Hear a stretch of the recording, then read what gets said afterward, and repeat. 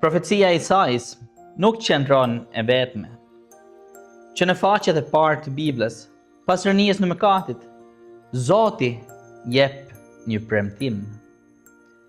Në atë që quhet protungjili, Zoti i thot gjarprit, pas ardhes e i gruas, do të shtyp kokën tënde. Ky është ungjilli i parë i Krishtlindjes.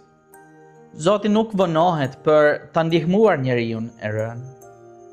Në të njëjtin qast që hyri në mëkat, erdhi edhe premtimi për shpëtimtarin. Dhe çuditërisht, këtu nuk flitet për faren e burrit, por për pasardhësin e gruas. Që këtu Bibla tregon përpara drejt fëmijës që do të linde nga një virgjëresh. Pra, Krishtlindja nuk është përgjigja e Zotit pas një hezitim të gjatë. Ajo është veprimi i tij i shpejt i hirit. Ai nuk deshi që mëkatari të humbiste, por nxitoi për të shpëtuar. Prandaj, edhe ti mos vono.